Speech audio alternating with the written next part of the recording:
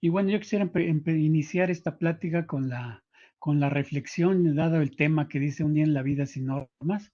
Quisiera que iniciáramos con la reflexión y por un momento volteen a su alrededor, a ver todo lo que tienen a su alrededor y se darán cuenta que mucho de lo que tienen a su alrededor, ya sea productos o instalación, pues todo está desarrollado o cumple una normativa. Entonces, si están en su domicilio, pues podrán ver a lo mejor la iluminación, los focos cumplen con una norma, si tienen su ventilador, si tienen una pantalla, pues obviamente son productos que deben de cumplir ciertas normativas. Y bueno, si están en la oficina, pues lo mismo. Inclusive la silla en la cual están sentados, en la mesa en la cual estén trabajando, pues cumple con una serie de especificaciones, una serie de normas en la cual fue desarrollado ese producto. Entonces, lo mismo si voltean a ver a su alrededor, por ejemplo, las ropas, los artículos que usamos, bueno, también hoy día con todo esto de la venta ya más en línea por toda la situación, pues es muy fácil, ¿no? O sea, pedir alguna ropa o unos zapatos y ya sabemos nuestro número, ¿no? Es que quiere decir que precisamente están normalizados y cumplen con una norma. Entonces, si pedimos, por ejemplo, unos zapatos del número 5 o 6, sabemos que nos van a quedar, ¿verdad? A diferencia que si no estuvieran normalizados, bueno, pues no sabríamos cómo solicitar, ¿no? Este tipo de artículos. Y así por toda si van fijándose por todo lo que los rodea, hasta los escalones de las escaleras también cumplen con cierta especificación en su altura, en su ancho. Y bueno, si van en la calle o en el transporte público, pues lo mismo. O sea, todos los productos cumplen con cierta normativa. Entonces, por eso la importancia, muchas veces utilizamos las normas sin saber la importancia de ellas o sin darnos cuenta las estamos utilizando, ¿no? En el día a día. Bueno, entonces, dado esta pequeña reflexión, bueno, también pues lo principal es que cómo se define una norma, ¿no? Pues una norma básicamente es las reglas que se deben de seguir o que se deben ajustar a las tareas, actividades, a algún producto, algún servicio que se esté demandando. Entonces, básicamente, ¿qué es una norma? Pues es básicamente establecer las reglas del juego, ya para fabricar algún producto, para prestar algún servicio, bueno, pues se desarrolla qué se debe de cumplir para este bien. Y bueno, también si entramos un poco en frases que escuchamos al día a día, muchas veces se nos hace fácil hacer actividades o desarrollar o dar un servicio o algún producto. Y bueno, se nos hace fácil el hacerlo sin la debida cuidado ni siguiendo las instrucciones o las especificaciones que nos indican, ¿no? Algunos documentos. Entonces es muy clásico decir, esto no me puede pasar a mí, nadie lo va a notar, eso solamente pasa en las películas o esto no va a explotar. Algunas frases como estas somos muy comunes de decirlas para desarrollar alguna actividad. Y bueno, la consecuencia de hacer estas situaciones, bueno, pues nos damos cuenta el porqué de estas cosas, ¿no? Un ejemplo es, por ejemplo, en datos del 2018, un total de 610 defunciones por electrocución a nivel nacional, de las cuales 200 defunciones tuvieron lugar en vivienda o a nivel unidades de vivienda, ¿no? Residencias. Otro porcentaje, 66, fue en área industrial y de construcción, y ya otro porcentaje menor en escuelas, comercios, áreas de servicios y otras instituciones. Y bueno, aquí la importancia de ver por qué a nivel unidades de vivienda se da más esta situación. Aquí, bueno, me gustaría comentar que la primera razón por la que se da esto a nivel de unidades de vivienda, pues es el desconocimiento, ¿no? A lo mejor la gente, las personas no tienen el conocimiento en cuanto a temas eléctricos, entonces a veces se hace muy sencillo, o a veces chistoso, ¿no? Por ejemplo, el caso común, ¿no? De que te dé toques la lavadora, a lo mejor en algunos nos parece chusco, pero bueno, eso es el resultado de una falla en la instalación, ¿no? Y que no tiene las protecciones adecuadas la instalación para protegernos contra esas descargas eléctricas, ¿no? Y bueno, en combinaciones de estas pequeñas descargas, y si además se combina con que el piso estaba mojado y algunos otros factores ya del ser humano, bueno, pues pueden resultar en fatales, ¿no? Para ciertas personas. Entonces, es por eso que en unidades de vivienda es donde se dan más estos fenómenos. Además que existe mucho el de la autoconstrucción, el autohacer sus instalaciones eléctricas sin seguir la norma. Y bueno, pues este es el resultado, ¿no? Además que las autoridades también hoy día todavía no vigilan las unidades de vivienda y que se cumplan la norma de instalaciones eléctricas. Entonces existen varias razones por la cual hay estas estadísticas. Entonces ustedes, si ya sé que se dediquen a instalar o a comercializar productos eléctricos, bueno, pues esta es una oportunidad para que tomen conciencia y de la importancia de las instalaciones eléctricas o de los productos que utilicen en las instalaciones eléctricas a nivel residencial. También les comentaron que cualquier pregunta, duda, bueno, por favor de irlas poniendo en el chat y ya haremos alguna pausa y para comentarlas o esas preguntas o comentarios. Y bueno, siguiendo con el tema de las normas, ¿ustedes creen que las normas sean útiles? Ya comentamos el por qué, la importancia de las normas y por qué son útiles, ¿no? Por ejemplo, ya si nos desconectamos un poco del sector eléctrico, bueno, y vamos a las normativas de la calle, normativa de tránsito, bueno, pues sabemos que existen, ¿no?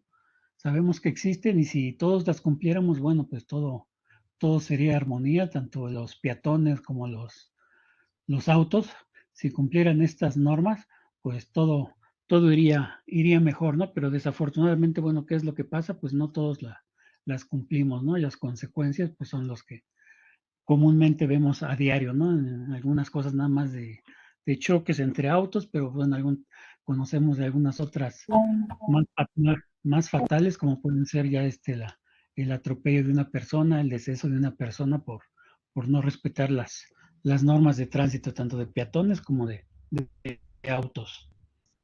Y bueno, si vamos al sector eléctrico, ustedes saben, tenemos una norma de instalaciones eléctricas que es la NOM 001 del 2012. Entonces, en esa norma se dictan todas las especificaciones que debemos cumplir para el desarrollo de una instalación eléctrica. Y bueno, espero que quien se dedique a las instalaciones eléctricas, todas sus instalaciones se vean como esta foto, así, y no como esta, ¿no? Esta foto ha de ser de otro lugar, de otro país. Espero que ustedes no hayan visto ni realizado una instalación de esa manera, ¿no? Entonces, como les comento, hay que respetar la norma de instalaciones eléctricas. Y como todo en la vida, ¿no? O sea, hasta en el deporte, pues hay reglas que hay que respetar para que todo se lleve a un bien, ¿no? Entonces, estos son unos ejemplos de algunos sectores, pero existen mucho más otros aspectos o lugares donde se aplican normas, ¿no? O sea, estos son solo unos ejemplos de la importancia de cumplir con las normativas que existan. Y bueno, ya si entramos a que existen normas de producto para desarrollar un X producto, pues bueno, las normas contienen básicamente la información, requisitos, especificaciones, metodologías que deben de cumplir los productos o servicios para su comercialización en el país, ¿no? Y algunas normas están adecuadas para proteger a los usuarios, algunas otras normas están desarrolladas para proteger otros equipos, algunas normas son para el mantenimiento o instalación. Y bueno, pero finalmente el objetivo principal de una norma, y no sé si ustedes conozcan bueno, el tipo de normas y lo que siempre escuchamos es la NOM, Norma Oficial Mexicana. Esto quiere decir que si para un producto o servicio existe una norma oficial mexicana, este debe de cumplir con ella en su totalidad. Y bueno, y finalmente las normas oficiales mexicanas lo que buscan finalmente es proteger la vida, la salud, el medio ambiente. O sea, eso es a lo que están enfocadas las normas oficiales mexicanas. En ellas se especifican los requisitos mínimos que se debe de cumplir para darle protección a estos temas tan importantes como es la vida, la salud, el medio ambiente. Y bueno, pero también debe haber quien vigile estas normas.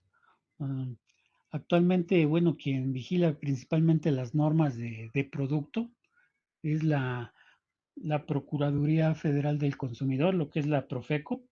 Ellos son los encargados de estar vigilando en punto de venta que todos los productos que deban de cumplir con una norma oficial mexicana lo cumplan mediante demostrando con un certificado el cumplimiento de esa norma.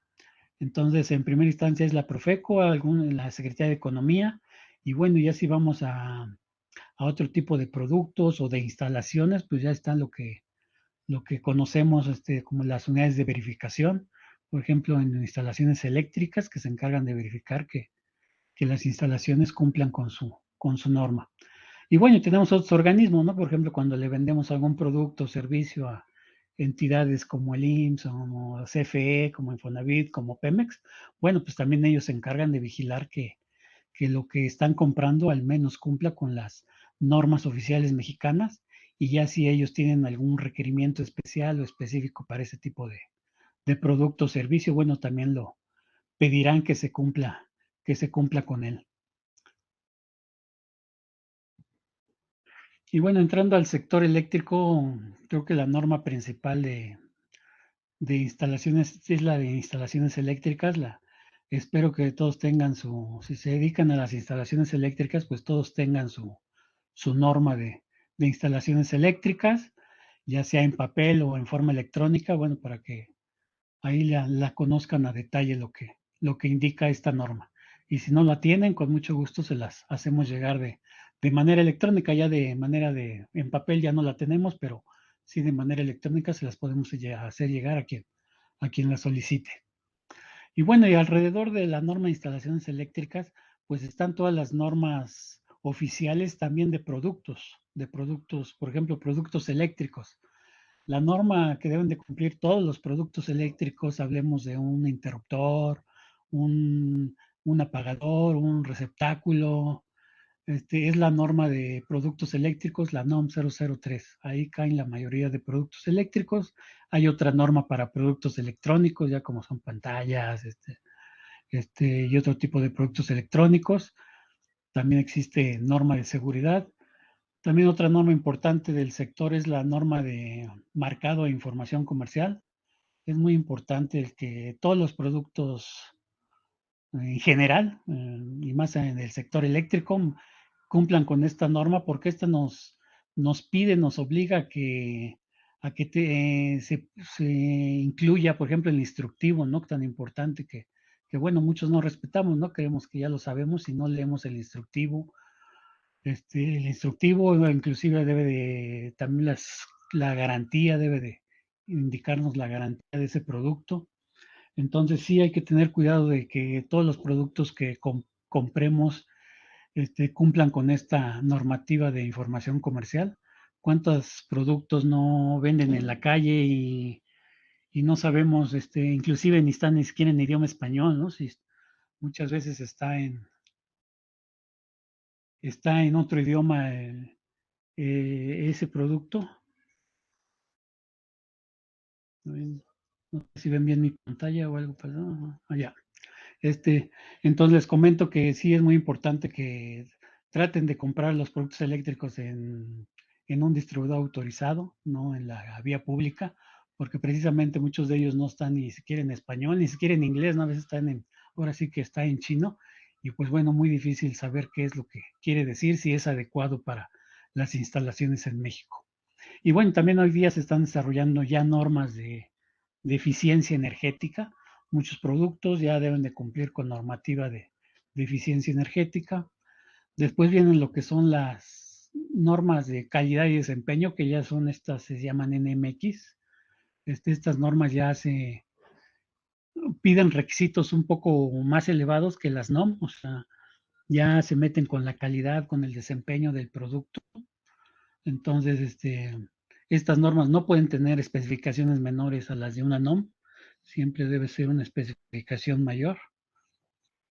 También existen NMX nada más de métodos de prueba, cuando se necesita en forma genérica la prueba para un producto, por ejemplo, la prueba de que no propaguen el fuego, todos los productos que contengan plástico, bueno, se desarrollan normas de métodos de prueba para llevar a cabo esas pruebas.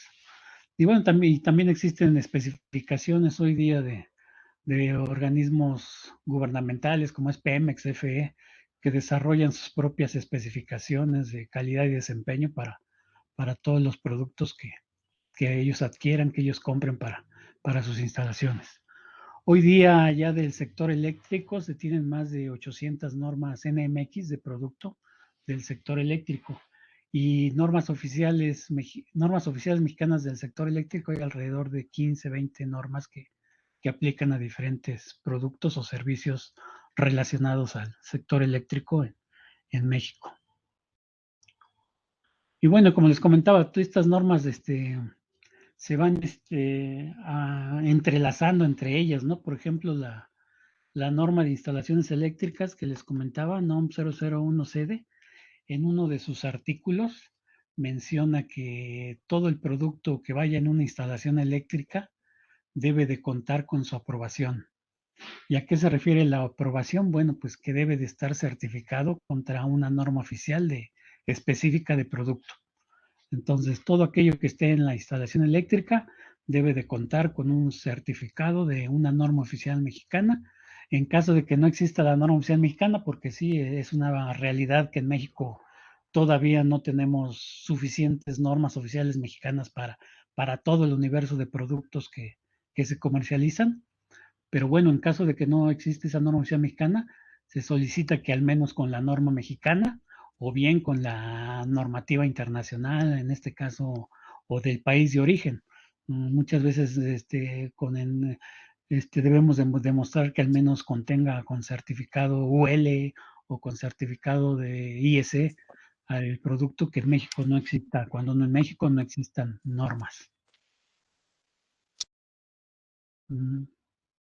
Entonces seguimos, y bueno, como en todo en la vida, las normas también van evolucionando, o sea, se desarrollan, pero en determinado momento quedan obsoletas, hay que hacer que evolucionen. Y aquí algunos ejemplos de las normas en general, tanto del sector eléctrico como de cualquier otra actividad. Bueno, pues todo ha evolucionado, ¿no? Desde hoy día el Internet, todo lo que nos rodea, pues está evolucionando muy rápidamente, ¿no? Aquí no sé si algún ejemplo de hace muchos años, no sé, a lo mejor ustedes son muy jóvenes, no recordarán, a lo mejor ustedes ya nacieron con el cinturón de seguridad en los autos, pero a lo mejor en los 80s, 70s no era obligatorio. Algunos automóviles lo traían, era así como que un accesorio de lujo el traer el cinturón de seguridad, pero bueno, llegó el momento en que para todos se exigió el cinturón de seguridad para todos los autos, ¿no? Entonces hoy día ya está para los acompañantes, para todos es obligatorio que todos los autos tengan el cinturón de seguridad. Y así así como en este sector del sector automotriz se evolucionaron las normas, pues bueno, también puedo decir lo mismo, por ejemplo, en el sector salud. Esto ya es un poco más reciente, ¿no? Ya viene de unos 10 años para acá que ya por ejemplo, para pedir un antibiótico ya no lo venden, sino es con su receta médica, ¿no? Entonces, es otra de las normas que avanzó, o sea, evolucionó, porque anteriormente cualquiera iba a la farmacia y podía comprar lo que quisiera, ¿no? Y así como en estos sectores que muestro de ejemplo, bueno, pues también en cualquier otro ámbito de la vida, pues han ido evolucionando toda la normativa. Ya si entramos a un ejemplo específico del sector eléctrico, aquí les puedo comentar el de la norma de instalaciones eléctricas. Precisamente anteriormente, en este mismo artículo de protección a las personas mediante interruptores de circuito por falla tierra, decía se puede. Y hoy día en esta versión 2012 ya quedó como se debe. Se encontró que es un riesgo el que no se cuente con este equipo de protección.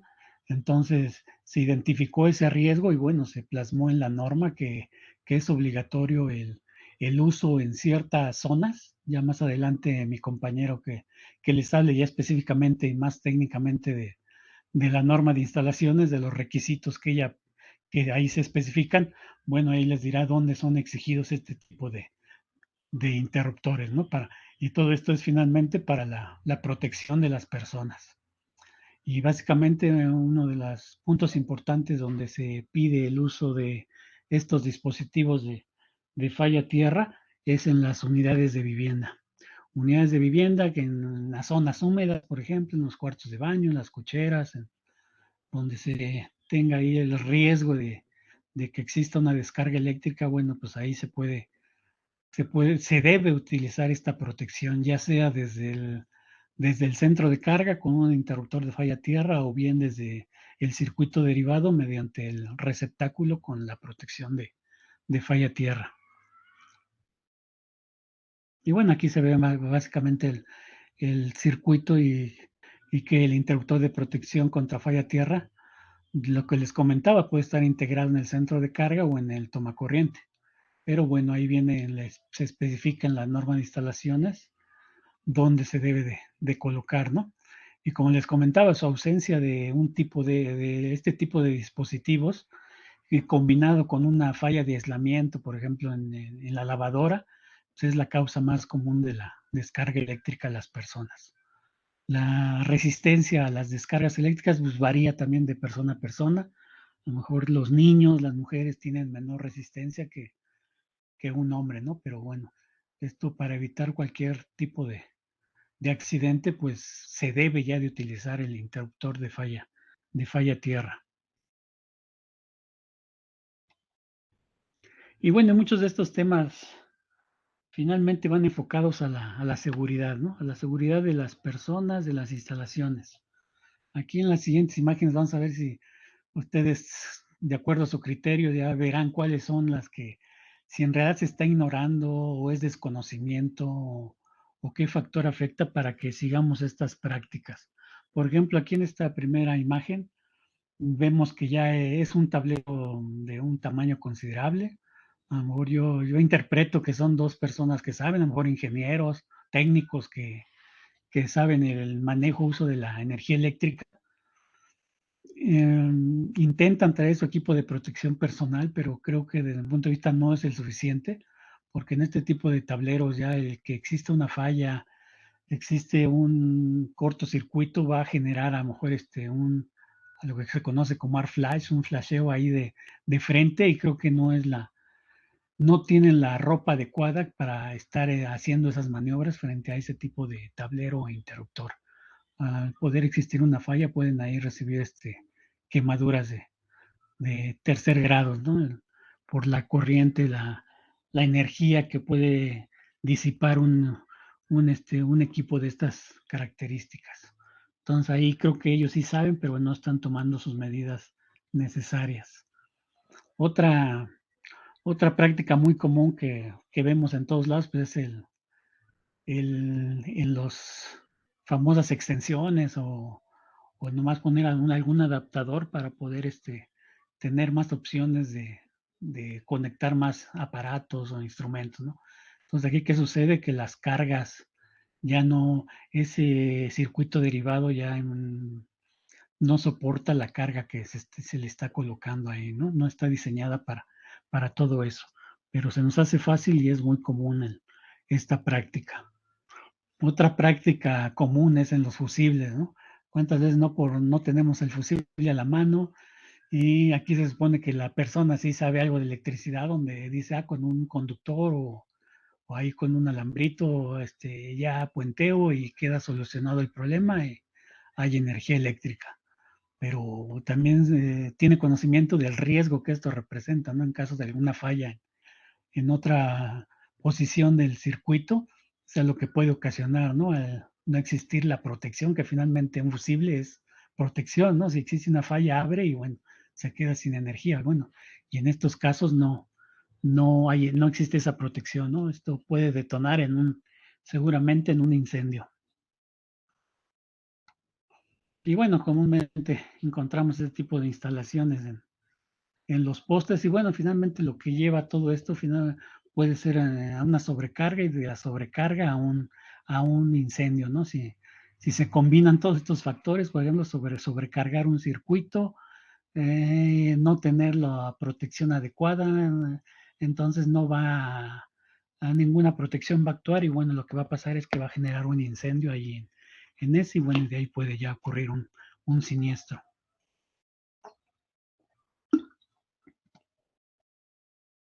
Otras imágenes muy comunes.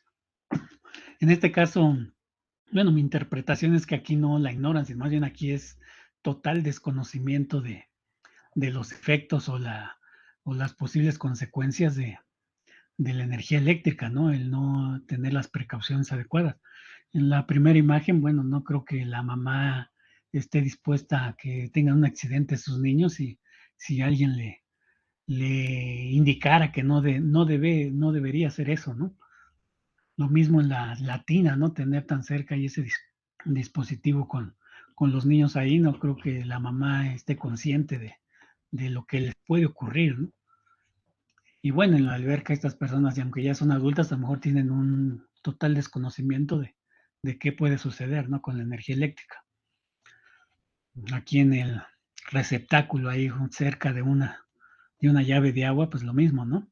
Y bueno, aquí es donde precisamente ustedes deben de llevar el mensaje, ¿no? Si ustedes son electricistas y hacen instalaciones, bueno, a los clientes precisamente darles ese plus, ¿no? De que ustedes tienen conocimiento de la norma y lo que sí pueden y deben y se debe hacer, ¿no? Para finalmente manejarles el argumento de la seguridad para ellos, para su familia y para sus bienes, ¿no? Un siniestro ya también afecta en su bolsillo.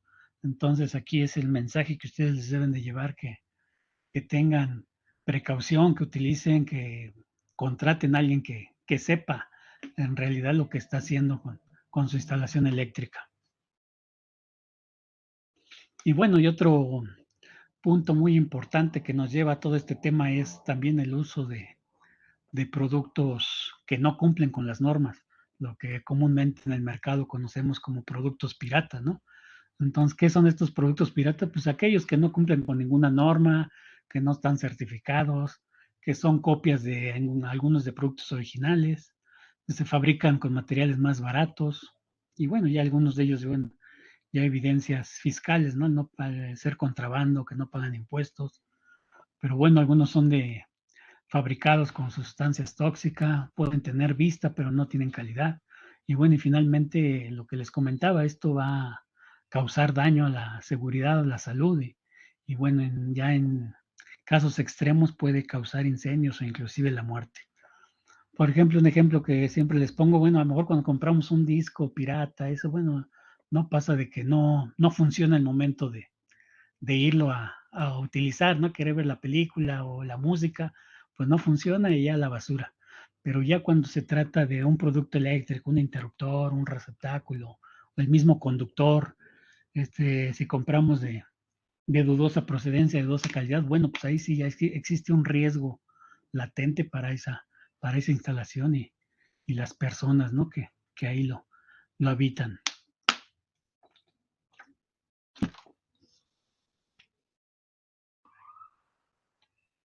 Por ejemplo, un ejemplo aquí de cuál deciden comprar o instalar, ¿no?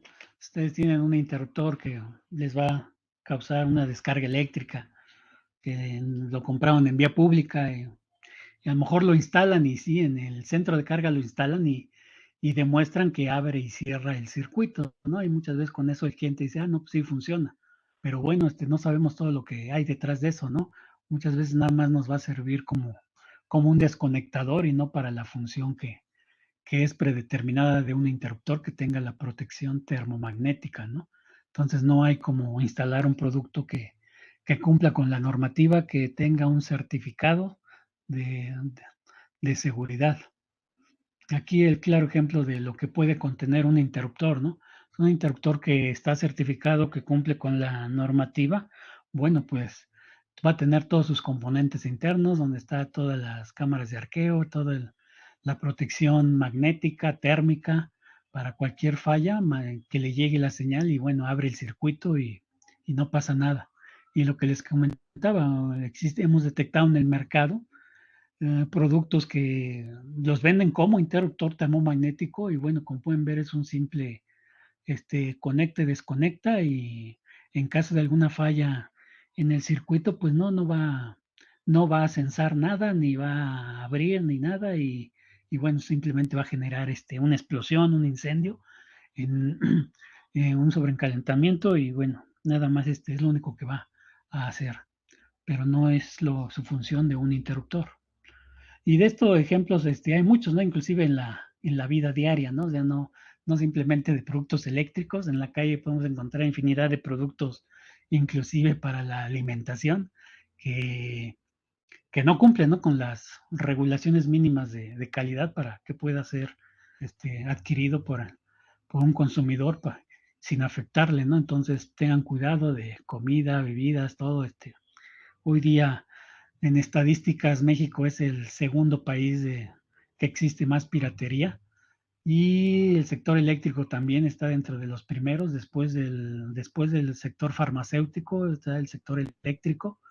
Y bueno, entonces sí hay que tener mucho cuidado. La recomendación es comprar en distribuidores autorizados este tipo de productos, ¿no? Para que no exista problema alguno.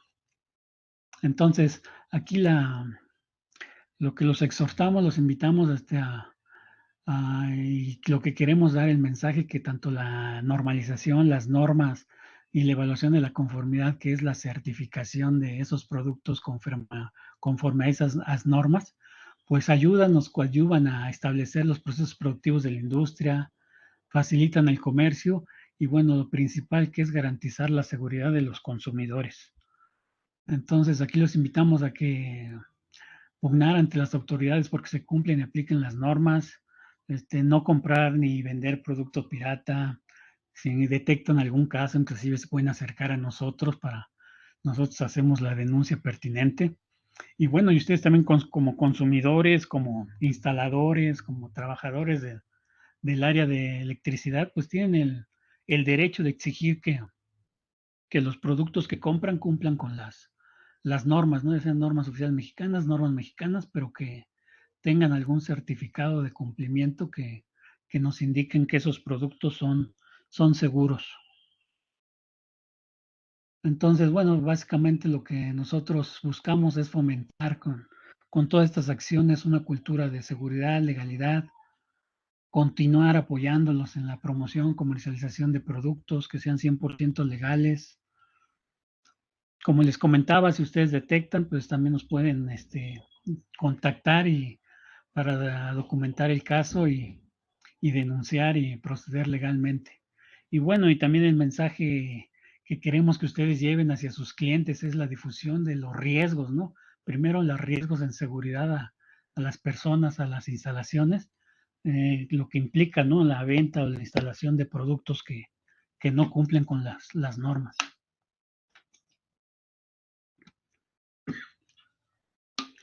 Y como les comentaba, ustedes tienen derecho a solicitar a todos los proveedores el certificado de cumplimiento, las constancias de que esos productos están certificados.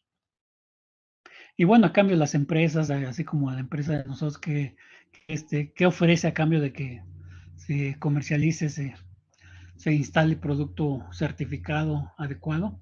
Pues seguir precisamente proporcionándoles la tecnología, traer nuevas tecnologías, calidad, seguridad certificada, obviamente generar empleos, seguir participando en eventos, en exposiciones, en eventos de promoción que se hacen para ustedes. Y bueno, mantener las garantías y obviamente la permanencia en el mercado. Entonces, no sé si hasta aquí hay alguna pregunta para ya nada más comentar un tema finalmente que quería comentarles.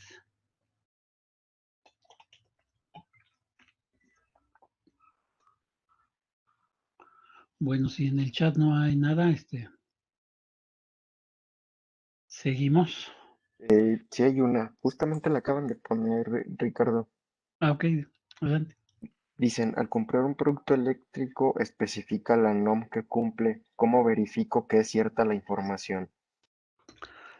Muy buena pregunta. Sí, el producto no tiene la NOM que cumple. O sea, básicamente el producto nada más va a tener un marcado que trae las siglas NOM, que es NOM. Eso quiere decir que cumple el producto con una norma oficial mexicana. Ya donde te vas a dar cuenta qué norma está cumpliendo, bajo cuál está certificado, es solamente solicitando ahí copia o que te muestren el certificado.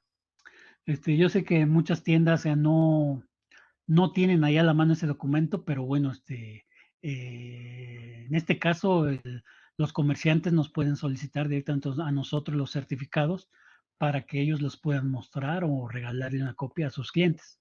Pero sí, en el producto nada más va a traer el sello que dice que cumple con una norma oficial mexicana. Nada más es como se puede saber ya yendo al certificado. Y se está trabajando en algunos, por ejemplo, con la asociación que nos certifica. En este caso, nosotros trabajamos mucho con la asociación ANSE. Me imagino que en muchos de los productos del sector eléctrico se han dado cuenta que traen el sello ANSE. Ellos están trabajando en una plataforma para que fácilmente pues, se puede entrar ahí a través de su página de internet y colocando el número de catálogo de ese producto, aparezca si cuenta con su certificado vigente y te aparece la información, con qué norma fue certificado y si está vigente ese certificado. Es lo que se está tratando de hacer para que cada vez tenga la gente más acceso a esta información y la exija, ¿no? Al momento de su compra. Pero ahorita es esa la manera nada más de saber. Es correcto, Ricardo. Nos ponen en los comentarios, lo conveniente es consumir marcas reconocidas. Sí, definitivamente es lo que nosotros estamos de, de inducirlos, ¿no? O sea, a lo mejor ya no tanto nuestra marca, pero sí que compren marcas reconocidas en el mercado, no con nombres raros y menos si no les dan ningún tipo de español, o sea, todo eso quiere decir que es un producto de dudosa procedencia. Y bueno, entonces ya finalmente para comentarles también, ahorita, hoy día hay mucha controversia en que, oye, esta tecnología es NEMA, es tecnología IEC, no sé si hayan escuchado ahí estos términos de la procedencia de las normas, las regiones de las normas. Pues aquí en este mapa les quiero comentar el análisis de la normatividad sobre la influencia de las normas. Como ustedes saben, nosotros estamos en el lado de Norteamérica y bueno, tenemos mucha influencia a todo lo de las instalaciones y normativa NEMA, inclusive ustedes saben que nuestra norma de instalaciones NOM 001 sede pues está muy parecida a lo que ellos tienen como en Norteamérica le conocen como el NEC. Entonces nuestra normativa está muy orientada hacia este tipo de normas de Norteamérica, ¿no? O sea, las normas ANSI, UL, NEMA, IEEE. Y bueno, alrededor del mundo existe otra tendencia que es la IEC, que esta, al parecer, como ustedes ven en el mapa, a lo mejor tiene más influencia en el mundo, pero bueno, por el número de personas que las utilizan en esta zona de Norteamérica, bueno, también es muy considerable el número de personas que utilizan esta tecnología, ¿no? Entonces, así es más o menos como está la tendencia y obviamente en México nos llega tecnología de ambos lados, se utiliza, se aplica, tanto tecnología ANSI UL como la IEC. Y bueno, nosotros tratamos a través de las asociaciones de normalización, tratamos de adaptarlas y adoptarlas, ¿no? Ya sean adaptar las normas de Norteamérica o adaptar las normas IEC. Pero ¿cuáles son las principales diferencias o por qué existe este tipo de normas? Bueno, pues aquí una explicación rápida, ¿no? Por ejemplo, Norteamérica también tienen su código, lo que les comentaba, es el National Electrical Code de NFPA 70. Canadá tiene igual su norma de instalaciones y bueno, en México nos tenemos precisamente nuestra norma de instalaciones, NOM 001 sede de la Secretaría de Energía. Y bueno, ya después tenemos lo que son las normas de productos. También en Estados Unidos pues tienen sus normas ANSI, UL, IEEE, en Canadá CSA, y bueno, y en México tenemos las NOMS y NMX. Entonces, ese es más o menos como están desarrollados los sistemas en Norteamérica. Y si vemos la contraparte de las normas IEC internacionales, pues es lo mismo, ¿no? Tienen guías de instalación.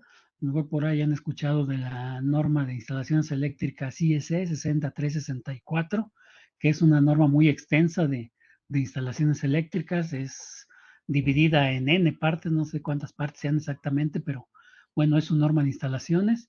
Y bueno, y también tienen sus normas de producto, lo que se conoce como normas IEC, y también tienen sus normas de productos y pruebas en sus regiones, ¿no? Por ejemplo, está la región de AENOR, que es un organismo de España, es ENELEC de la Comunidad Europea, las francesas, las alemanas, pero todas ellas están basadas en las IEC. Y bueno, sí, un comparativo rápido entre cuáles son las principales normas, las características de una norma UL a una IEC. Bueno, primero por región, pues tenemos que la tecnología NEMA UC pues es Norteamérica, mientras que la IEC es europea. La característica principales y lo que se ve más en las normas de Norteamérica es en cuanto a características físicas, pues que son productos más robustos, que se pueden utilizar para servicio pesado, se ven más durables, y mientras que los productos IS, no sé si han visto comparado algún producto IS, pues se ven más compactos, obviamente ahorran espacio, e inclusive a lo mejor se ven más estéticos, ¿no? Pero bueno, esas son en cuanto a lo físico. En cuanto a características técnicas, bueno, un producto con tecnología NEMA UL, pues puede ser operado a lo mejor en condiciones de sobrecarga no permanente, ¿no? Cuando sea necesario. Y la aplicación y selección de los equipos se realiza en forma muy práctica, ¿no? Ustedes, con un catálogo de una serie de productos pueden seleccionar el producto, ¿no? Mientras que las características técnicas de productos IS, pues sí es que se especifican mucho más a detalle, ¿no? O sea, hay que tener bien para qué tipo de aplicación va a ser el producto para poder seleccionarlo. Y obviamente la ventaja de aquí de IS pues son los ahorros de espacio, ¿no? A lo mejor ahorros de espacio, de peso. Entonces ya cada vez están aceptando más en la industria, ¿no? Para ciertas aplicaciones, los productos IS. Obviamente las normas, unas características especifican los requerimientos, es decir, las normas NEMA o te van diciendo, llevando de la mano, a ver, este tablero, mira, lo tienes que fabricar con este espesor de lámina, con estas características, con estos refuerzos en las esquinas, etcétera, etcétera, y además deben de cumplir con estas pruebas. Mientras que las normas ISE nada más te dicen, ok, tú vas a fabricar un tablero, bueno, hazlo como quieras, pero al final debe de cumplir con estas pruebas. Entonces esto está más orientado al cumplimiento de pruebas. En cuanto a características, pues, NEMA, esas son aplicaciones más generales, o sea, un tablero lo puedes utilizar para varias, varias aplicaciones, mientras que en IS sí hay que ser muy específico, ¿no? La categoría de utilización, qué cargas va a manejar, etcétera, etcétera, pero bien especificado. Mientras que en NEMA, pues puede estar más sobrado, ¿no? El equipo. Y bueno, en cuanto a intercambiabilidad en equipo NEMA, pues es muy fácil, ¿no? Sustituir uno por otro. Mientras que en IS sí hay que especificar bien el producto, ¿no? En forma detallada. Y bueno, y en cuanto a precios, se tiene la idea que a lo mejor ya es más barato IS, pero un producto que en realidad cumple la normativa IS no es tan barato, además que pues sí necesitas invertirle más tiempo, más ingeniería a la instalación que a una con productos NEMA. Y bueno, aquí un ejemplo, ¿no? De lo que les comentaba, las normas ANSI y NEMA pues, están orientadas a la construcción y aplicación del producto, mientras que las IS al funcionamiento y a las pruebas. Un ejemplo, por ejemplo, regresamos al ejemplo del tablero. En las normas NEMA sí te dice, a ver, este tablero tienes que hacer de lámina de calibre tal. Aquí un ejemplo, el 11 como mínimo. Mientras que en IS te dice, debe de cumplir estas pruebas y bueno, y por lo general los fabricantes, pues a lo mejor lo que lo hacen en 14, ¿no? Entonces, siempre y cuando cumple las pruebas que especifica la norma. Otra de las características, ustedes han visto ya si van a comprar un distribuidor de algún gabinete, pues a lo mejor les preguntan qué tipo de protección, ¿no? Y si es de tecnología NEMA, pues vas a decir tipo 3, tipo 3R, y ahora ya si vas a comprar un gabinete ya no, a lo mejor no metálico, a lo mejor plástico, pues tienes que identificar qué tipo de protección y acá se manejan como IP. Y por ejemplo, 3R se equivale, o sea, no hay una equivalencia exacta, son parecidas, pero no son exactamente las mismas protecciones. Pero bueno, aquí es tratar de hacer una equivalencia, entonces hay que identificar cuál es el grado IP que equivale al grado NEMA. Otra de las características que les comentaba, por ejemplo, la facilidad de selección. Por ejemplo, ustedes compran un interruptor, lo que conocemos el tipo QO, pues fácilmente con cuántos bolos, de qué corriente, de cuánto es la capacidad interruptiva, lo podemos seleccionar, mientras que para un interruptor IS sí todavía hay que pedir los accesorios, el riel y qué tensión, y la gama de corrientes es mucho más amplia, entonces hay que saber para qué corriente exactamente necesitamos ese interruptor. Y bueno, ya finalmente así un comparativo de las principales características. Las aplicaciones pueden ser las mismas, o de edificios, hospitales, industria. En cuanto a lo técnico, pues sí, como comentábamos, NEMA soporta a lo mejor sobrecargas por por cierto tiempo. La construcción es más robusta. Y en cuanto a IS, bueno, pues hay que ser más específicos, ¿no? Obviamente, conforme el tiempo aquí que llevamos, bueno, hemos sido un país que básicamente más de 80 años lleva NEM en el mercado, y bueno, IS tiene poco tiempo, entonces hay más conocimiento de las instalaciones bajo tecnología NEMA que bajo tecnología IS. Y como les comentaba en un estudio que hicimos, bueno, el seleccionar, instalar en productos NEMA, bueno, va a ser mucho más rápido que hacerlo con productos IS. Hicimos un ejemplo, y bueno, encontramos que se lleva un 80% más de tiempo que el IS, que el NEMA, ¿no? En dejarlo funcionando, ¿no? Porque hay que hacer más labor de técnica, de especificación, y obviamente al final ya para la instalación nos lleva más tiempo. Entonces, bueno, pero básicamente lo de las normas, de finalmente cualquier producto que cumpla con una normativa, ya sea de tecnología, NEMA o US, pues finalmente es lo que recomendamos que se compre, que se instale, porque finalmente lo que las normas, se quiere en las normas, pues es proteger, ¿no? Y proteger lo más preciado que tenemos, que pues, finalmente es la vida. Entonces, la seguridad ante todo, independientemente de qué tecnología estemos utilizando. Entonces, eso sería todo por mi parte. ¿No tengan alguna otra comentario, pregunta? No, para que le demos paso a la presentación de mi compañero Toño.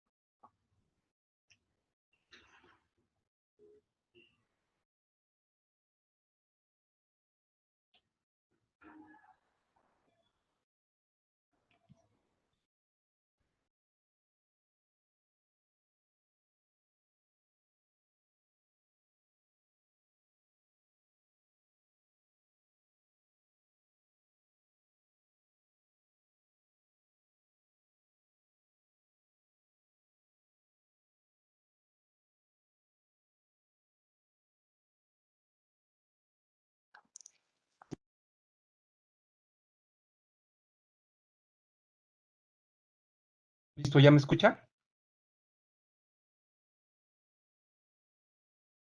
¿Sí me escucha? Sí, Toño, sí te escuchamos Perfecto. perfectamente. Bien, bueno, Ahora, como ustedes se darán cuenta, vamos a dar una segunda plática. Y esta segunda plática es de requisitos de las instalaciones eléctricas para una casa habitación de acuerdo a la NOM 001. Yo sé que la mayoría de ustedes son expertos y día a día pues realizan pues instalaciones, pero de repente se nos escapa algo o surge algo nuevo en las normativas, como comentaba mi compañero Ricardo. Vamos a dar pues unos pequeños tips o algunos datos que nos pide la norma cuando se está realizando una instalación eléctrica residencial. Cualquier pregunta, por favor, no duden en interrumpirnos y con gusto trataremos de resolverla. Bien, aquí como dice la norma, el objetivo es establecer las especificaciones y lineamientos de carácter técnico para que ofrezcan las condiciones adecuadas de seguridad para las personas y sus propiedades. Aquí, como se dan cuenta, casi todas las normas o todas las normas oficiales mexicanas, lo único que buscan es la seguridad de las personas. Y ya como principalmente, ya en consecuencia, pues van a ser las propiedades y pues las mascotas, ¿no? Y aquí, caso particular de esta norma es seguridad en cuanto a descargas eléctricas, efectos térmicos, sobrecorrientes, corrientes de falla y las sobretensiones. Si se dan cuenta, son efectos o fallas eléctricas básicamente. Y el cumplimiento de estas disposiciones indicadas en la NOM promueve el uso de la energía eléctrica de forma segura. Ese es el objetivo de la norma y vamos a ver qué más nos dice, ¿no? O sea, aquí en el diseño de las instalaciones nos indica la norma que, otra vez, es reiterativo, que debemos de proteger a las personas, a los animales o mascotas y a los bienes. Así en ese orden. Y el funcionamiento satisfactorio de la instalación eléctrica de acuerdo a la utilización prevista. ¿Qué quiere decir este punto? Que al terminar la instalación debemos de probar de que cumpla con los requisitos mínimos, que es lo que nos marca la norma, necesarios en cuestiones de protección. Bien, aquí en el apartado de la selección de equipo, en las instalaciones eléctricas, ¿qué es lo que nos dicen estas normas? Que los equipos y productos, como lo mencionaba mi compañero, deben de cumplir con las normas oficiales mexicanas, con las normas mexicanas de producto, y si no tenemos estas vigentes en México, debe de ostentar especificaciones internacionales, que son las normas IEC, las del país de origen, que pueden ser las UL, básicamente aquí en México las UL, las SA, y en caso de esto, también la ley de que no exista ninguna norma también faculta a los fabricantes para que se cumplan de acuerdo a sus especificaciones, dependiendo del caso. Entonces, hay ciertas condiciones que no nos limitan y la cual nos asegura que un producto puede estar certificado. No se limita a que tengan el NOM, sino se abre o abre la norma de instalaciones a ocupar certificados internacionales, regionales, etcétera. Sí, aquí por ejemplo también en el punto 4.3 en la selección de equipo, en las características nos indica la norma que los productos deben tener las características y las instalaciones deben estar de acuerdo a los valores y a las condiciones para las cuales están previstos. Caso particular debemos de checar la tensión, la corriente y la frecuencia, que son parámetros básicos de electricidad al momento de instalar algunos equipos. Posteriormente vamos a ver lo que es potencia, pero eso ya son para cálculos de las protecciones de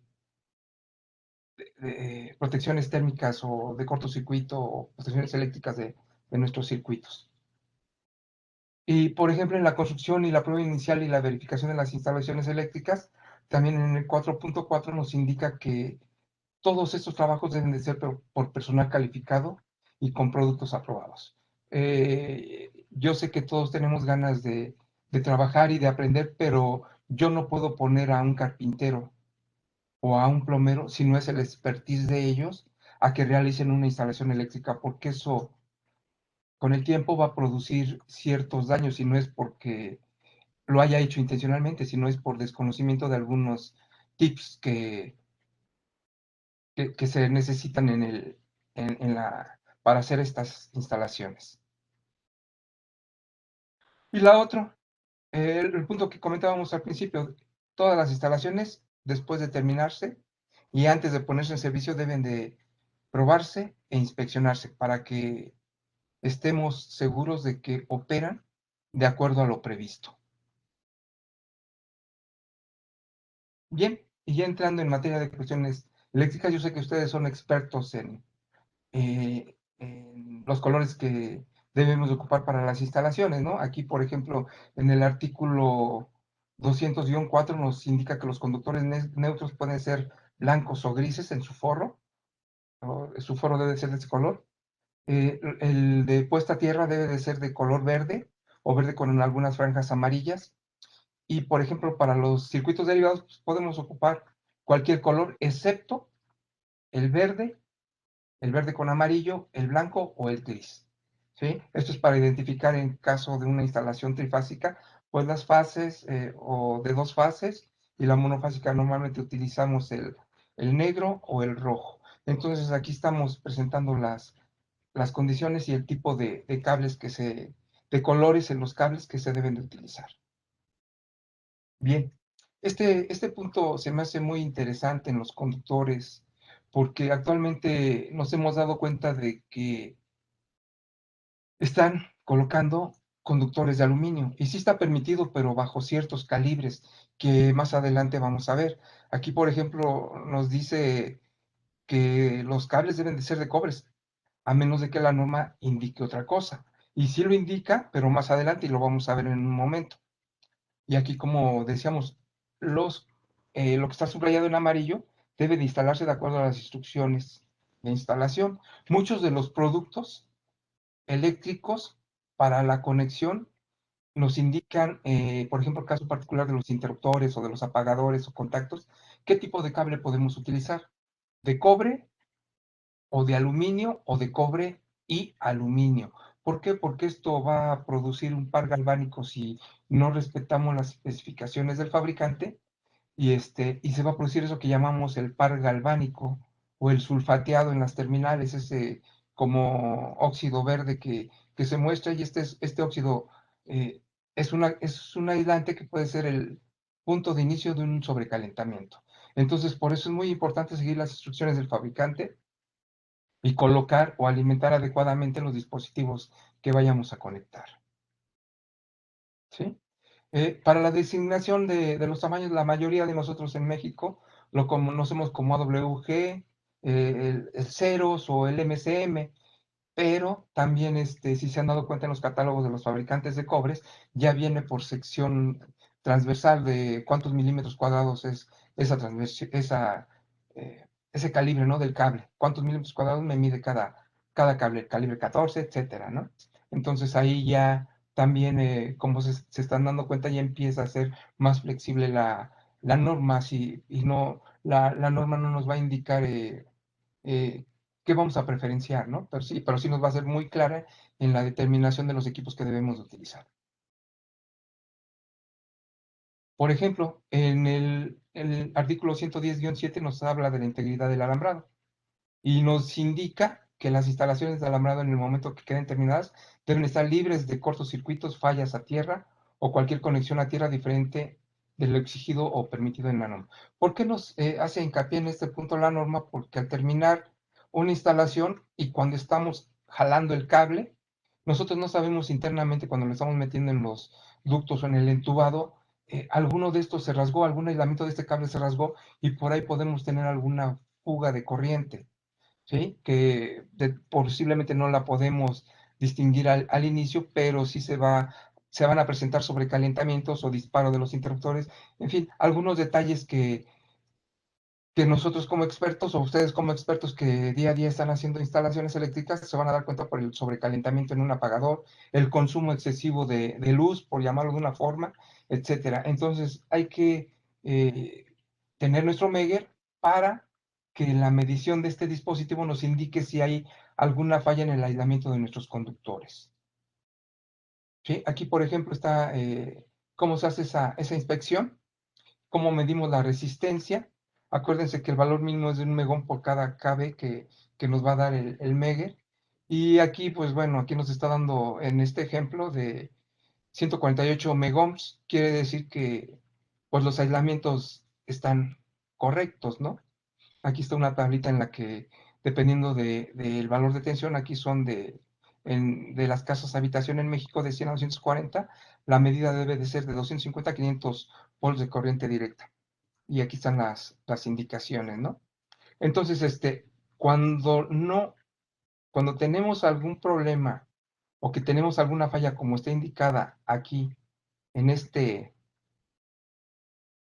punto, puede ser una pequeña rasgadura en el aislamiento. Muchas veces recuerden que los cantos de las cajas son filosos cuando quitamos los discos desprendibles o los sockets o los knockouts, como ustedes los conozcan, y por ahí podemos o se puede iniciar un riesgo eléctrico, ¿sí? Entonces aquí la medida pues, va a tender a cero. ¿Qué quiere decir esto? Que no hay resistencia y hay una fuga de corriente y un potencial riesgo de falla eléctrica. Sí, en el 110-12, la ejecución mecánica de los trabajos, como dicen, los equipos deben instalarse de manera limpia y competente. ¿Qué quiere decir esto? Que cuando terminemos, tratar de cubrir todos los huecos, porque hemos notado que luego en las instalaciones, por la premura, por el tiempo, sobre todo en las placas, contactos, las tapas o no están bien colocadas o quedó muy gruesa la pared, se acondicionan, se hacen algunos, ¿cómo se llama? eh, unas calzas de ingeniería, que metemos cartón, que metemos madera para que pueda quedar bien la tapa, pero a futuro se va a caer y es un riesgo eléctrico porque ya no me está protegiendo de las partes vivas ese dispositivo. En los centros de carga, si se me pierde la tapa, bueno, pues la ponemos con un clavo, hasta con un clip, las hemos visto en campo. Entonces, todos esos son riesgos eléctricos que la gente a la que se les está prestando el servicio, llamemos amas de casa o niños o personas en general, pues no tienen la obligación de conocer de electricidad, por eso recurren a ustedes, que son los expertos, y transmitan estas, eh, las consecuencias que pueden pasar para que se hagan buenas prácticas, ¿sí? Y no deben ser dañados o contaminados por materiales ajenos con pintura, yeso, limpiados. Acuérdense que cuando estamos en la obra y estamos por terminar, pues todo debe de ser rápido y se medio limpia. Quítale la tapa para que no se vea que pinté el contacto o el apagador y ya por adentro, pues al fin se van a dar cuenta. Además le va a servir como aislamiento, ¿no? Entonces hay que tener mucho cuidado en esto. No sé si tengan preguntas hasta el momento.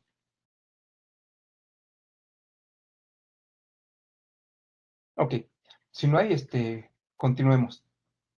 Las terminales, las terminales deben asegurar las conexiones de los conductores y que se haga de forma segura sin deteriorar a los conductores. ¿Por qué? Porque esto nos va a producir puntos calientes, ¿sí? Recuerden que toda la electricidad genera calor. Cuando está corriendo o circulando corriente por algún conductor y está alimentando alguna carga, lo que se genera es calor. La corriente va a cambiar de energía eléctrica a energía, pues vamos a llamarle energía calorífica porque está generando cierto calor cuando se calientan los conductores. Si excedemos las cargas permitidas o para las cuales fueron hechas y seleccionados nuestros equipos, pues ese pequeño calor hace que se expande el material y cuando se fría después de usar o cuando está en reposo, se contrae el material. Entonces esas elongaciones y contracciones de nuestro material van a ir aflojando los tornillos.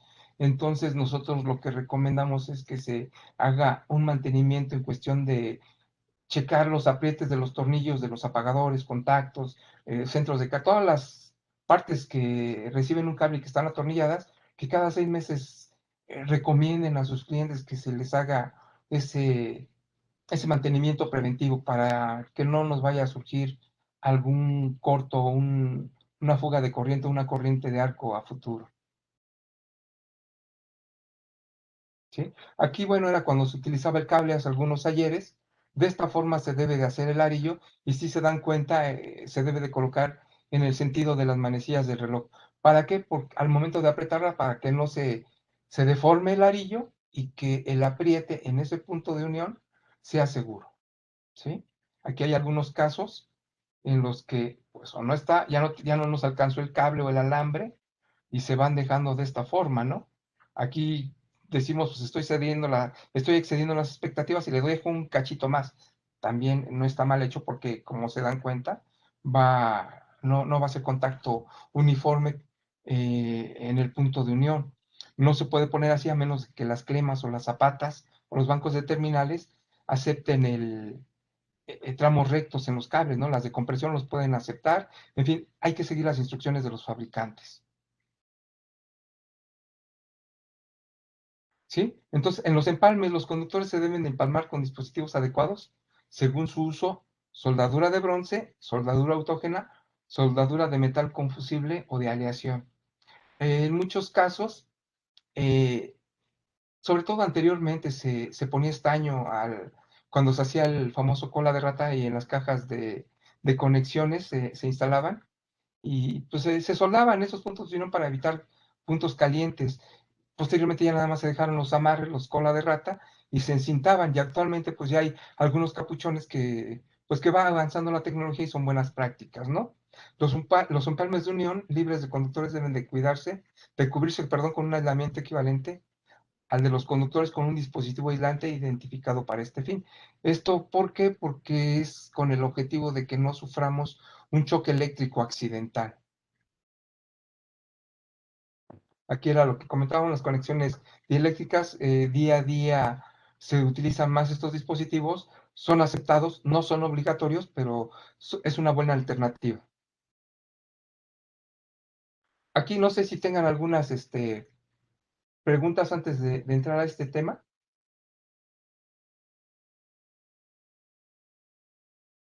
¿No? Bueno, continuamos.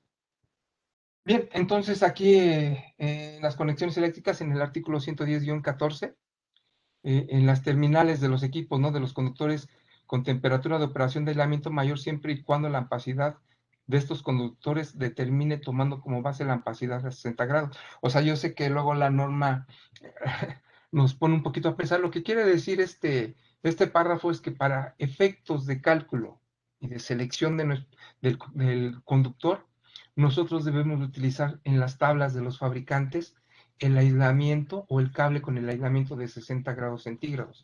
Cuando ustedes vean esas tablas, se van a dar cuenta que el de 60 grados centígrados pues va a conducir obviamente menor corriente que uno de 75, de 90 o de 100 grados centígrados. Entonces, para efectos de cálculo, se debe tomar de las tablas de los fabricantes de conductores eh, la capacidad de corriente del conductor que tiene un aislamiento de 60 grados centígrados, ¿sí?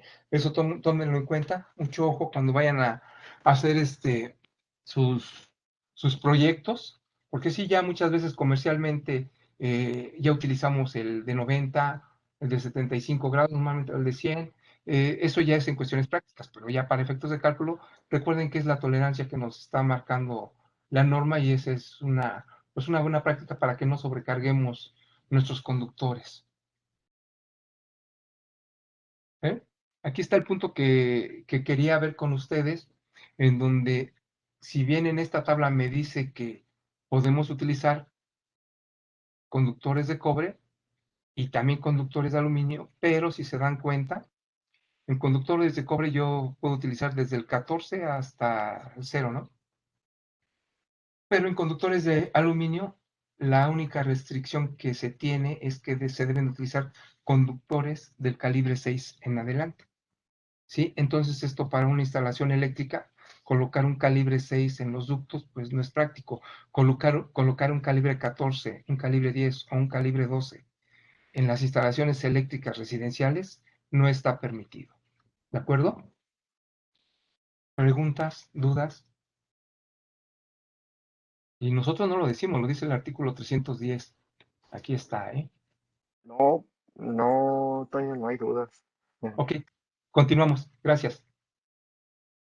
Sí, entonces les digo, son puntos importantes y está muy en moda que se compre el cable de aluminio, pero hay que ver en dónde lo podemos ocupar, ¿no? Ok, también los espacios de trabajo también nos indica la norma.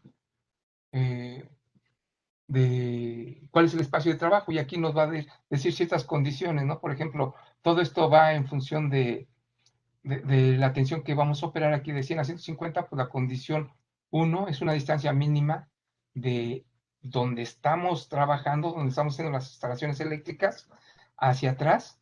Debemos de tener un espacio de 90 centímetros para poder, poder maniobrar sin peligro. La condición, aquí están la parte 1 es partes vivas expuestas a un lado y no vivas conectadas a tierra. En la parte 2, partes vivas expuestas a un lado conectadas a tierra y partes vivas expuestas en ambos lados del espacio de trabajo. Por eso, si se dan cuenta, la condición 3 son partes vivas expuestas, que muchas veces ustedes son muy, muy valientes, que yo no lo recomiendo. Siempre hay que bajar el switch, a menos de que pues, sean condiciones de trabajo, para que no trabajen con las partes vivas expuestas y lleguen a tener un accidente de trabajo. ¿Sí? Pero aquí están las distancias para que no dañen a las personas, o cuando vayamos por algún material que esté acordonado este lugar, para que tengan, o que sea visible, ¿no? Aquí los espacios de trabajo en el frente de los equipos eléctricos. Aquí, por ejemplo, nos indican que no debe de estar obstruida la puerta y que debe de abrirse cuando menos a 90 grados centígrados las puertas de nuestros equipos de protección.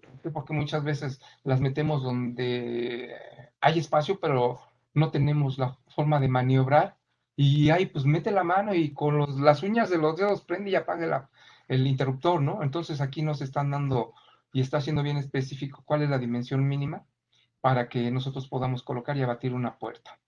¿De acuerdo? Las alturas de trabajo. Normalmente la altura que nos indica, la altura ideal que nos indican, porque obviamente hay personas altas, medianas y bajitas de diferentes tamaños, pero la temperatura ideal es de máxima, es de 1,80.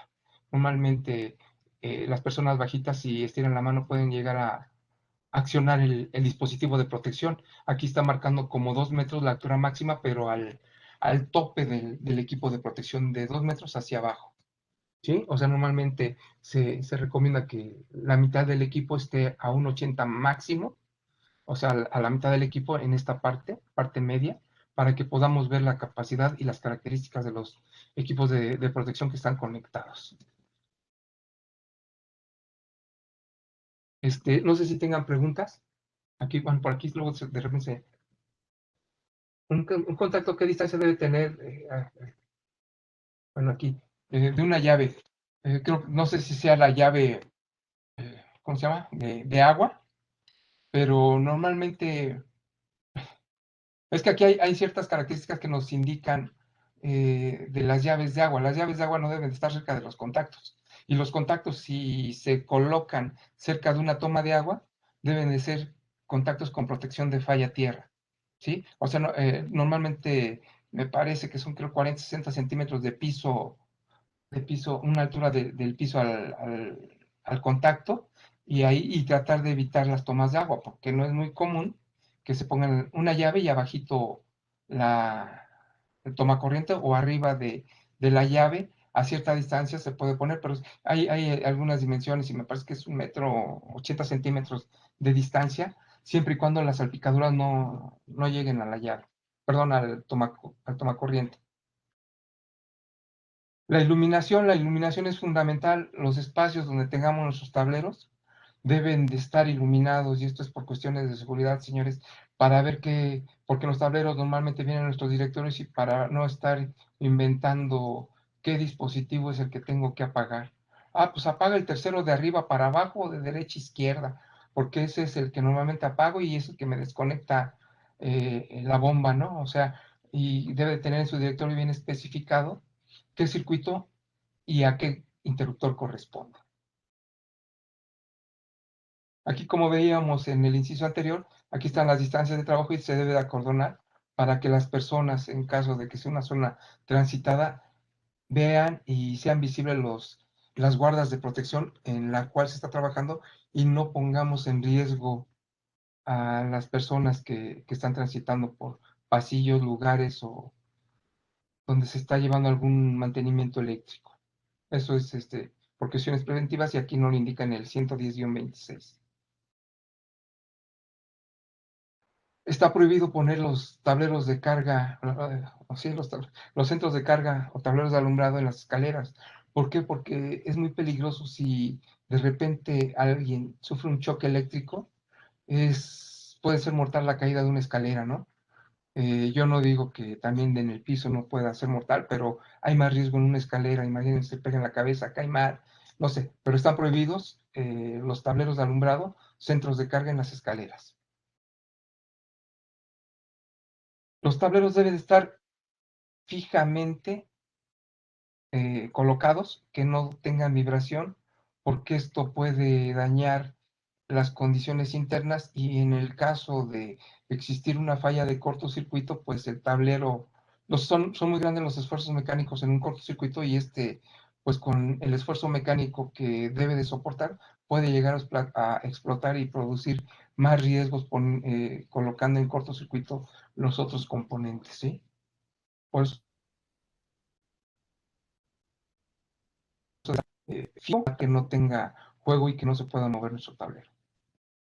Aquí muchas veces en los factores de agrupamiento, cuando nos piden adicionar, por ejemplo, que hay un apagador y dicen, pues sabe que quiero un contacto cerca de mi apagador, hay que tener en cuenta que primero el ducto, ¿no? que está colocado normalmente es el de media o el de 3/4.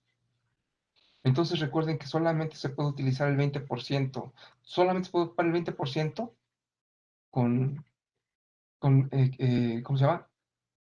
Con conductores. El otro 80% debe de estar vacío para que por ahí tengamos un espacio de enfriamiento de estos conductores. Como comentábamos, la circulación de corriente eléctrica produce calor. Entonces hay que tener en cuenta esto y al momento de hacer nuestro diseño, calcularlo y ver cuántos cables vamos a colocar por cada ducto para que el 80% tenga el espacio para disipar el calor. ¿Sí? Aquí hay algunos factores de agrupación. Aquí me dice que de 4 a 6 conductores debo tener 80%. ¿Sí? Los valores de las tablas. Temperaturas también si es necesario. De 7 a 9, aquí están los factores de agrupamiento para que podamos hacer. O sea, por ejemplo, dependiendo de la capacidad de corriente, pues por 0.8 y eso ya me va a dar ciertos valores para que yo pueda seleccionar adecuadamente mi tubería, ¿no? O mi ducto o mi canaleta. Nosotros recomendamos que en las instalaciones viejas, va a ser muy difícil que les permitan cambiar la tubería. Pueden poner la canaleta o pueden poner visible los tubos conduit, ¿no? De metálicos, siempre y cuando se los permitan. Si no, bueno, darles opciones, ¿no? En el mercado afortunadamente ya hay más opciones, está la canaleta, hay para instalaciones eléctricas que van por el zoclo, etcétera, ¿no? Ya hay alternativas para que no sea visible la adición de conductores y que no forcemos o que no, no vaya a sufrir un sobrecalentamiento en los ductos, porque muchas veces pues dicen, no pasa, pues échale manteca o lubricante al tubo para que pueda pasar mi cable, ¿no? Y ahí lo estamos jalando y no sabemos si se dañó el aislamiento de los cables que existían ahí. Entonces tengan cuidado y al recomendar, pues si ya no caben los cables, ofrezcan una opción.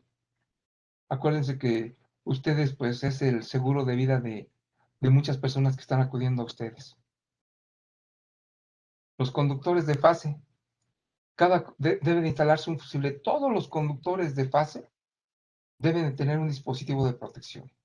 O sea, caso particular es ustedes pueden verlos en los centros de carga, a pesar de que la alimentación sea monofásica, vamos a tener mínimo 4 circuitos para alimentar una casa, un departamento, lo que sea, que es lo que nos pide la norma, y esos 4 circuitos derivados deben de llevar un dispositivo de protección, ya sea un fusible o un interruptor termomagnético. Aquí, o sea, este punto que también es importante, ¿no? ¿Qué es la amperiencia de la corriente máxima de un conductor que puede transportar continuamente bajo condiciones de uso sin exceder su rango de temperatura? Es muy importante que dependiendo de la capacidad de conducción de corriente que nosotros elijamos en el cable, de de eso va a depender la selección de nuestro dispositivo de protección. Por ejemplo, para un calibre 14, si no mal recuerdo que es de 15 amperes, pues no puedo poner un interruptor de 20. ¿Por qué? Porque se me va a calentar mi cable, porque nunca va, o sí va a llegar a los 20 amperes, ¿no? Pero ya va a llegar a generar un calor excesivo que me puede dañar el aislamiento. ¿Por qué? Porque mi interruptor de protección pues está calibrado a 20, pero la conducción de mi cable pues es de 15. Entonces por ahí poco a poco se empiezan a generar calores, el aflojamiento en los puntos de unión, el aislamiento se me va a deteriorar, etcétera. Entonces, por ejemplo, para un calibre 20 pues se recomienda poner, perdón, para un interruptor de 20 amperes se recomienda poner el calibre 12. Para un calibre 14 se recomienda poner la protección el interruptor de 15 amperes. Entonces, yo sé que ustedes lo saben, nada más este es un refresh, pero para que tengan cuidado al dimensionar los equipos de protección, porque también me he dado cuenta que, por ejemplo, cuando ponen una bomba de agua, estos interruptores, los QO normales, eh, si me dice que va a consumir 10 amperes, pues obviamente el interruptor de 15 y hasta de 30 amperes, pues me lo va a botar en el arranque.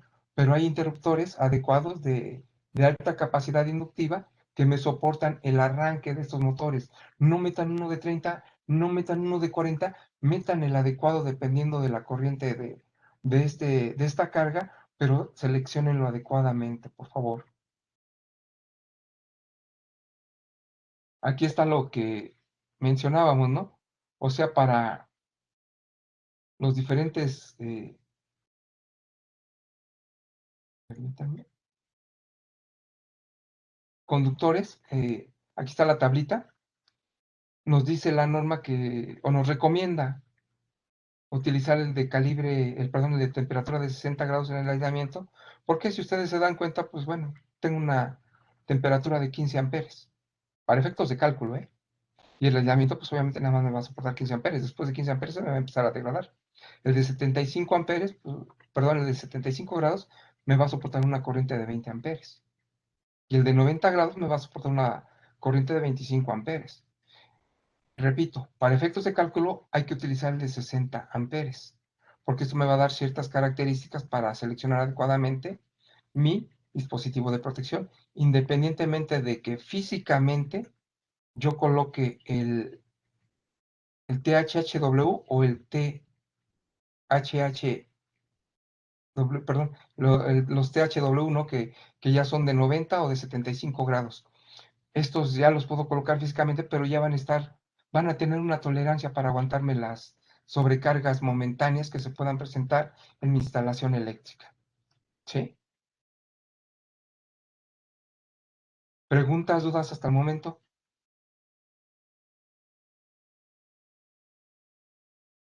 Vamos a continuar, Toño, Ok, por cuestión de los tiempos. ok, perfecto. Entonces, sí, vamos. Aquí, la capacidad de los circuitos derivados para una unidad de vivienda. Aquí nos dicen que cada circuito debe de tener 150 volts amperes, o cada circuito debe de estar protegido con un interruptor de para 150 volts amperes, ¿sí? Entonces aquí me pide para la cocina son 2 circuitos de protección de 20 amperes. Para la lavandería, un circuito de protección de 20 amperes. Ahí ya llevamos 3 circuitos. Para cargas de alumbrado, que normalmente son de 33 volts amperes, incluyendo alumbrado y contactos de uso general, pues aquí ya tenemos los cuatro circuitos como mínimo que me pide la norma, siempre y cuando no excedamos la carga de 150 volts amperes por circuito. Y aquí en la NOM 001-2012 me permite, aquí dice, me permite que coloque un circuito derivado para mi refrigerador con un dispositivo de protección de 15 amperes. Todavía no es obligatorio, pero váyanlo tomando en cuenta porque sí se han dado cuenta que cuando jala el motor del refrigerador, ponemos mi microondas o se está planchando, pues se botan los interruptores de protección que están en los centros de carga. Aquí, así se representa una instalación física en un plano, los circuito 1, el, el calibre de la fase, el neutro, el de tierra, los contactos, ¿no? Aquí están. circuito 1 de 15 amperes y los colores que están aquí. El verde es para puesta a tierra, el neutro para, perdón, el blanco para neutro y el rojo para fase. Entonces, aquí así es como se representan en un plano los circuitos. Ahora, los conductores neutros no se deben de utilizar para más de un circuito. Este es otro punto, porque muchas veces en las instalaciones eléctricas colocamos un cable para puesta a tierra y un cable para el circuito neutro para toda la instalación de nuestra instalación eléctrica. Entonces, de acuerdo a lo que nos indica la norma, cada circuito derivado debe de llevar su conductor neutro, aquí como se ve en esta parte. Para el circuito 1, hasta aquí llega. Para el circuito 2, aquí está y de aquí se deriva acá. ¿Sí? Entonces, mucho ojo, señores.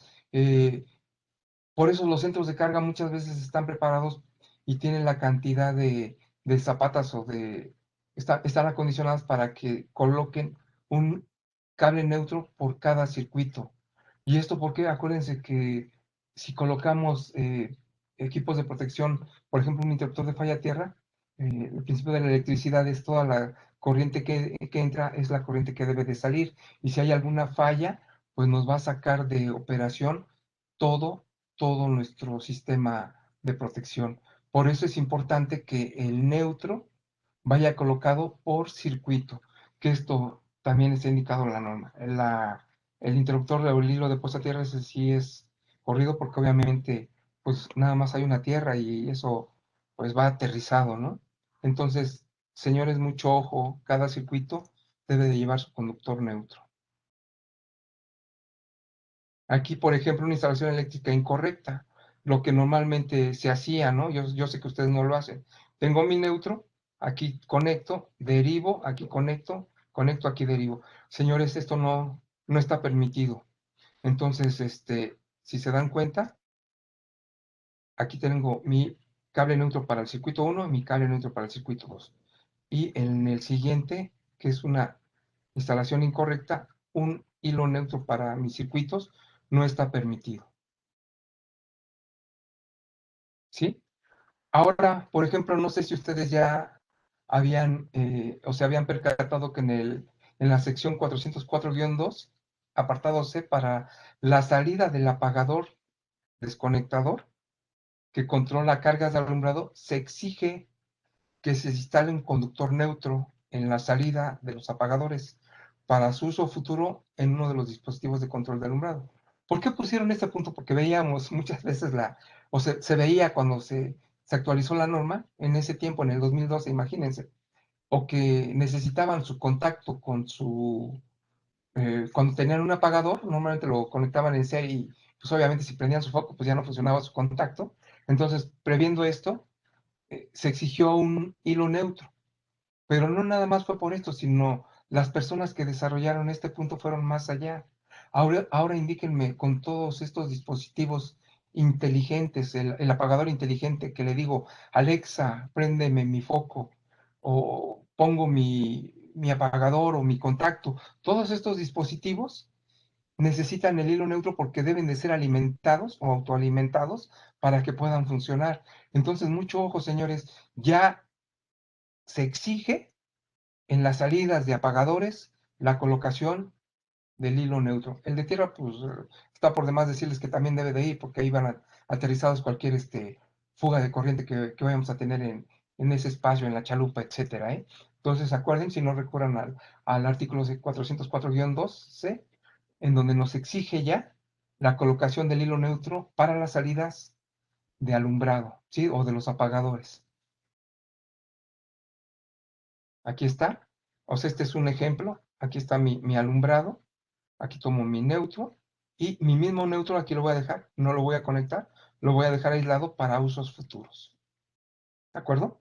Aquí ya, por ejemplo, aquí veo que es un dispositivo smart, como le llamamos o lo conocemos, o inteligente, que el cual ya automáticamente por medio de sonido, de presencia, etcétera, y está autoalimentado y me va a encender. Entonces, previendo esto, en las instalaciones nuevas ya lo están solicitando como exigible. ¿De acuerdo? Entonces, mucho ojo, señores. las canalizaciones y el cableado de alumbrado de los contactos. Aquí, pues es para un interruptor. Acuérdense que no podemos exceder la cantidad de contactos para proteger este circuito, ¿no? De aquí lo coloco en mi caja de distribución y nada más me va a alimentar N cantidad de circuitos sin exceder los 150 volts amperes que me permite el circuito. Entonces aquí mi barra de puesta a tierra.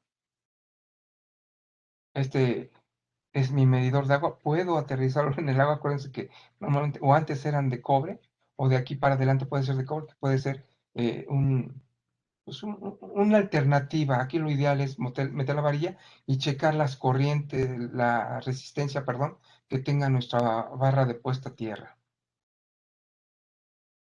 Aquí, por ejemplo, están una instalación de una cometida, mi mufa, mi tubo, la cometida, mi base de medición, mi interruptor principal o mi acometida principal, y ya lo distribuyo a mi centro de carga. Aquí está mi barra de puesta a tierra de una longitud de 2.95, 3 metros. Yo sé que muchas veces colocan barras o no caben más de 3 metros, no se pueden colocar a más de 3 metros porque tocan con piedra. Entonces ahí se permite, ¿cómo se llama? Que coloquen la varilla y la puedan doblar en forma horizontal hasta donde tope. Y la resistencia, aquí es lo importante, que la resistencia sea menor o igual a 25 ohms, que esta resistencia en esta barra de puesta a tierra me mida menos de 25 ohms para que se considere una puesta a tierra adecuada. ¿Sí? Aquí están los tipos de electrodos de puesta a tierra. Aquí, como les comentaba, electrodos suplementarios, o sea, para conectarlos, instalación a una profundidad mínima de 75 centímetros. Aquí, como se están dando cuenta, aquí hay un pequeño doblez, o sea, no me lo impide la norma. 75 de profundidad como mínimo, ¿sí? La longitud mínima de la barra es de 2.4 metros de la barra. Entonces, también nos está indicando la norma qué distancia, qué longitud y cuál es la cantidad mínima que debe de tener, vamos por llamarlo de una forma clavada, en el piso la barra de puesta a tierra. ¿Sí? Aquí lo que comentaba mi compañero, ¿no? La famosa puesta a tierra. Normalmente antes pues, no existíamos porque nada más teníamos la fase y el neutro. Actualmente, si se dan cuenta, ya tenemos con 3 polos nuestros contactos. Entonces ya tenemos forma. Ve que todas las fallas de corriente, esa es una normal, aparato conectado adecuadamente, excepto que la falta del conductor de puesta a tierra, pues me puede producir esto.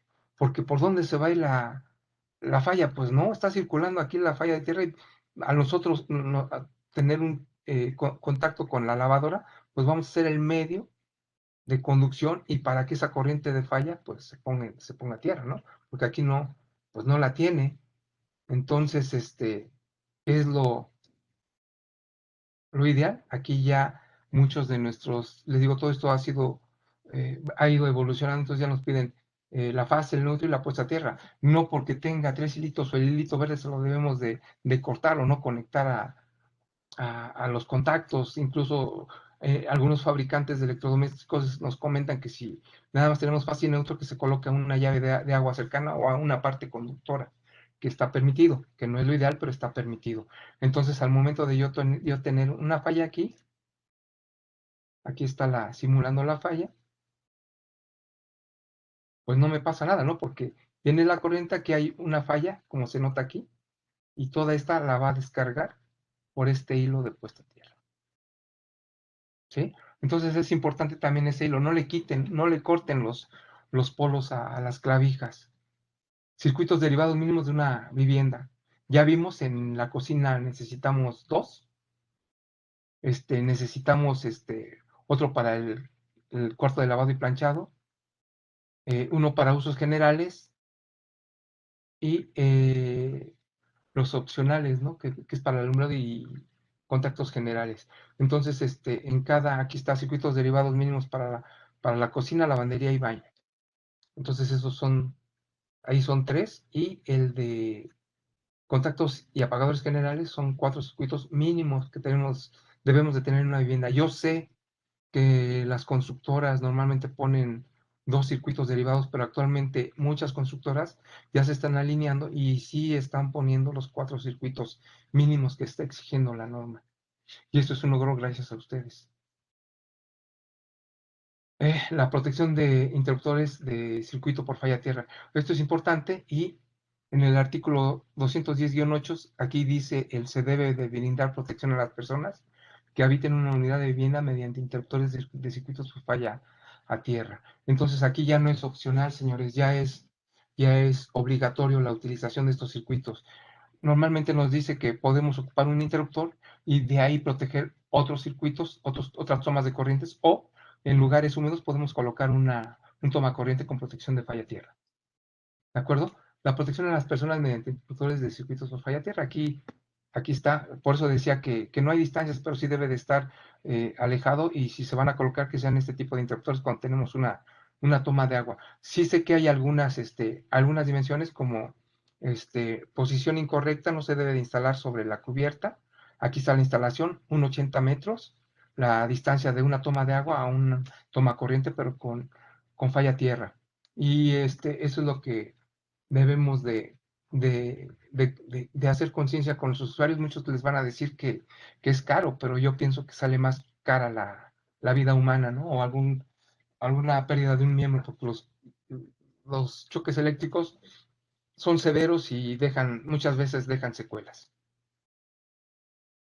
Y aquí seguimos, o sea, aquí están cómo se debe en los cobertizos, porque no sabemos en dónde lo vamos a ocupar. En las cubiertas no lo debemos de utilizar. En los fregaderos, aquí dice, no situarlos de preferencia en las cubiertas de los fregaderos a una distancia de 8 metros, y me parece que son como 20 centímetros de la base hacia arriba. Si no, esas yo se las consigo y se las mando. Esas distancias, que sí están establecidas.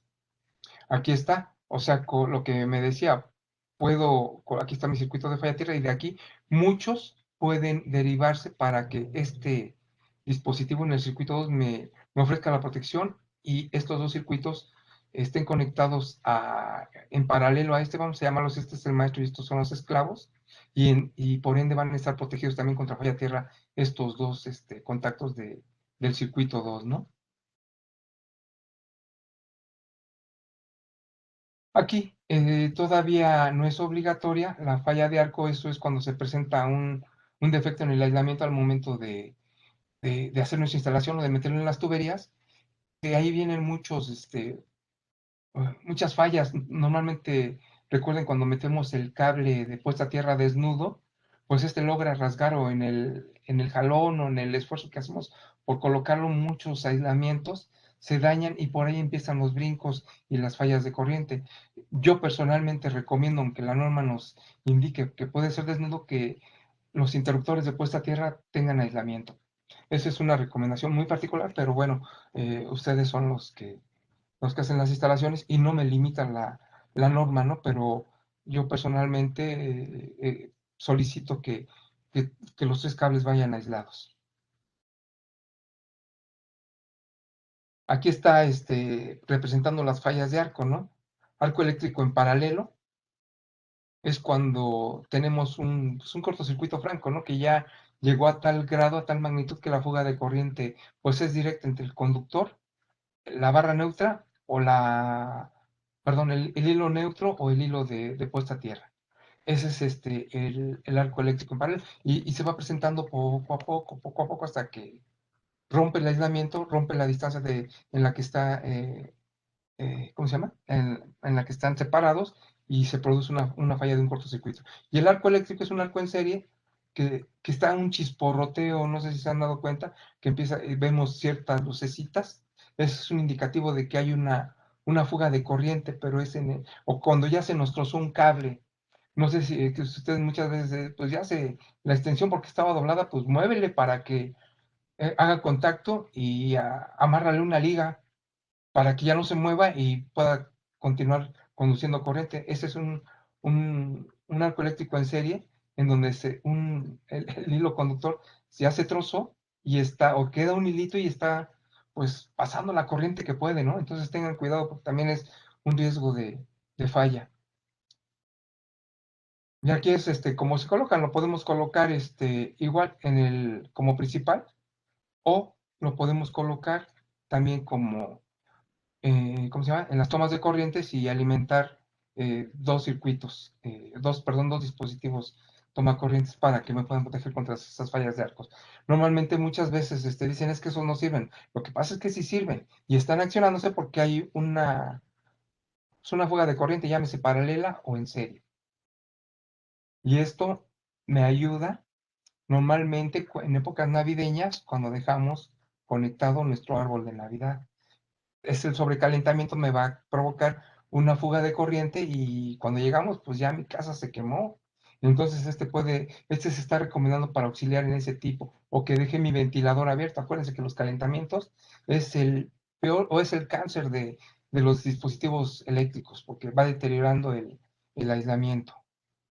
Aquí, por ahí había una pregunta de los dispositivos de protección, en el cual ya les mencionamos la norma, y debemos de utilizar el equipo adecuado, ¿no? Los guantes, el casco, la careta, los zapatos, la ropa de algodón, no de poliéster, y la herramienta adecuada aislada, ¿no? Porque muchas veces yo sé que somos muy valientes y que a lo mejor ya la electricidad ya nos tiene miedo y no nos hace nada, pero tengan cuidado porque la electricidad es engañosa, ¿no? Entonces cuiden su vida porque ustedes tienen a alguien quien los espere en su casa. No sé si tengan preguntas. Yo sé que fue un poquito rápido, es un poquito extenso el tema, pero cualquier duda o si quieren ahondamos en cualquier punto, ya dependiendo de lo que nos indiquen nuestros anfitriones y podemos programar otra plática ya con puntos muy particulares. No sé si tengan preguntas o dudas en el panel.